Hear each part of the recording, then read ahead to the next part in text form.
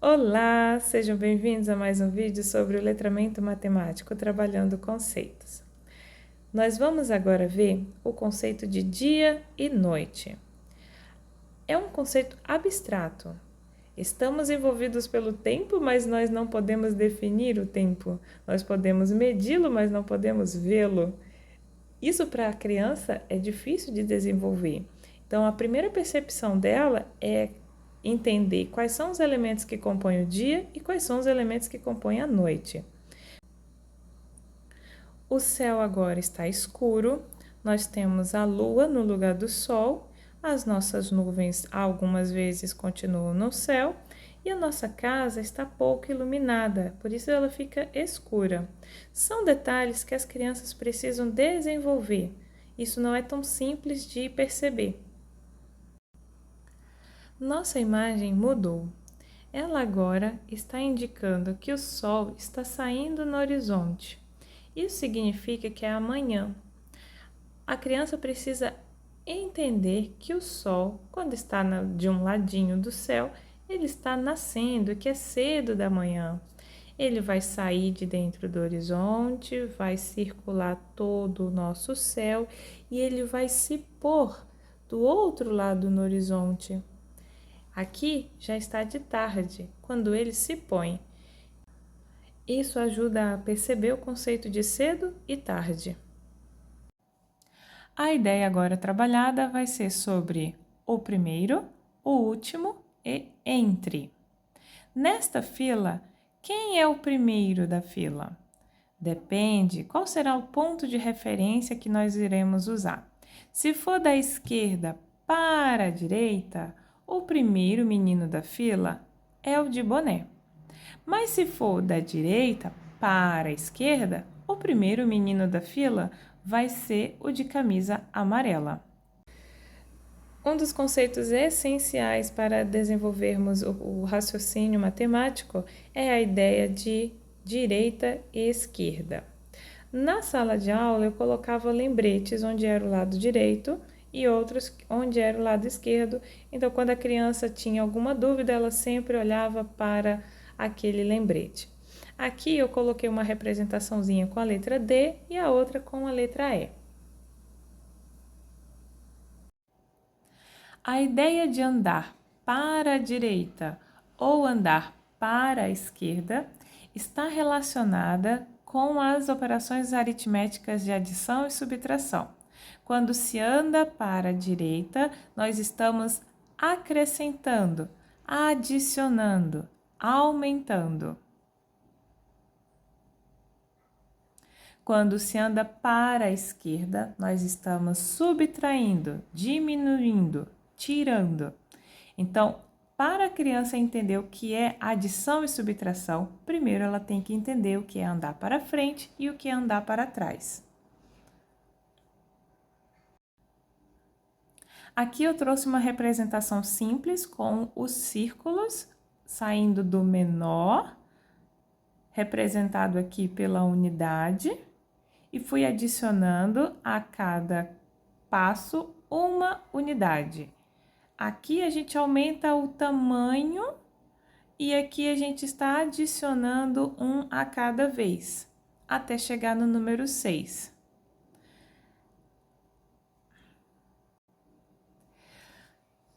Nessa representação, nosso maior número é o número 6, que acompanha o maior círculo, e o nosso menor número vai ser o número 1, que está junto com o menor círculo.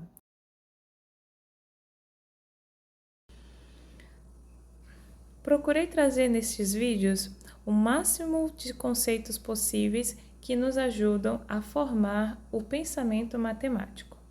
Antes de encerrarmos, eu gostaria de trazer 7 tópicos que são importantes de serem explicados para os educadores que lidam com as crianças todos os dias. A correspondência. Ela estabelece a relação 1 a 1. Um exemplo fácil que nós encontramos na internet são atividades em que, por exemplo, para cada sorvete há um pirulito da mesma cor. Então, nós vamos juntar aqui o pirulito com o sorvete, cada um com a sua cor. Assim como também, para cada casa tem uma cor do outro lado e a criança faz a ligação da cor correspondente. Essa casa liga com esta tinta. A ideia de correspondência é a mesma que a criança vai usar para fazer a relação de que a mesma quantidade que nós temos aqui de material dourado será a mesma que nós vamos colocar no ábaco. Então, aqui nós temos o número 1, então a gente também coloca o número 1 aqui. Aqui é o 2, então a gente coloca o 2. Aqui é o 3, colocamos 3. Aqui é o 4, nós colocamos 4. E aqui é o 5, nós colocamos 5. A comparação ela é importante para percebermos a diferença entre dois elementos, ou neste caso, três elementos. Este aqui de cima é uma representação com formas geométricas. Assim, é mais fácil da criança perceber, porque visivelmente ela está vendo que esse aqui, esse círculo da esquerda é menor do que esse círculo da direita. Porém, se tratando de números, que é um conceito abstrato, a gente precisa levá-la, antes de tudo, a fazer atividades sensoriais, manipulando o material dourado ou o ábaco. Uma vez entendida a comparação, torna-se possível separar os objetos segundo o que eles têm de comum ou o que eles têm de diferente. Para classificar, é preciso escolher uma característica, um critério, e em matemática nós chamamos de atributo, que são comuns aos elementos. Então, por exemplo, este daqui, este objeto que é um pote de lápis, e estes livros são coisas que nós usamos na escola. A característica que eu coloquei é de material escolar. Nós temos aqui uma cartela de ovos e morangos. Este aqui é um alimento de origem animal e este aqui de vegetal. Porém, os dois são comida. Então, eu coloquei que a característica entre eles é que eles são alimentos. E aqui, essa blusa não é feita do mesmo material que esse sapato. Porém, os dois fazem parte de um vestuário. Então, a característica que eu escolhi aqui foi de vestuário. Para entender a ideia de sequenciação, eu trouxe esse jogo, que basicamente consiste em colocarmos as borboletas na sua fileira da cor correspondente. Então, para isso, nós só temos que movimentar.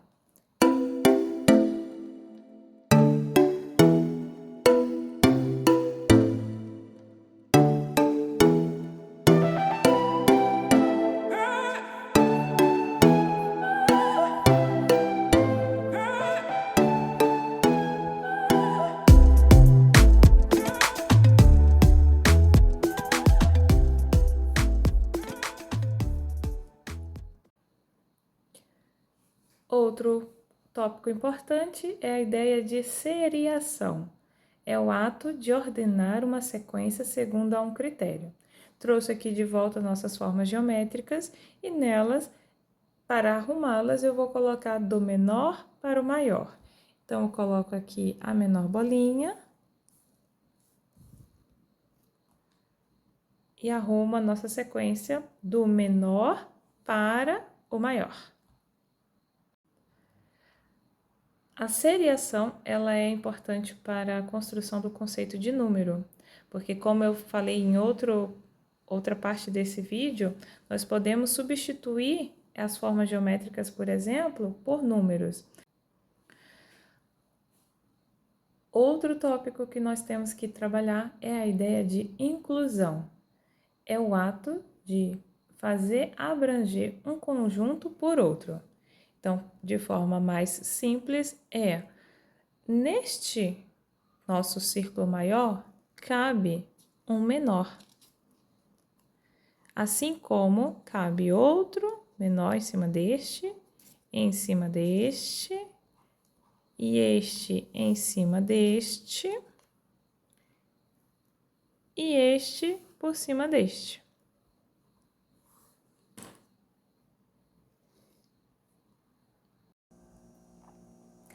O último princípio matemático que eu vou trabalhar aqui no nosso vídeo se refere à ideia de conservação. Eu tenho aqui duas situações. Do lado esquerdo, eu tenho alguns círculos de vários tamanhos. Mesmo eles sendo de tamanhos diferentes, eles conservaram a característica de serem círculos. Assim como a roda, mesmo sendo uma maior e outra menor, conservaram as características de roda. Neste outro exemplo aqui, a quantidade não depende da arrumação, da posição ou da forma com que os lápis estão dispostos. Então, este princípio serve, por exemplo, para responder uma pergunta simples. Quem pesa mais, 1 quilo de pena ou de ferro? Se a criança já tiver desenvolvido essa ideia, ela responderá que ambos pesam o mesmo. Espero que vocês todos tenham gostado. Até a próxima. Tchau, tchau!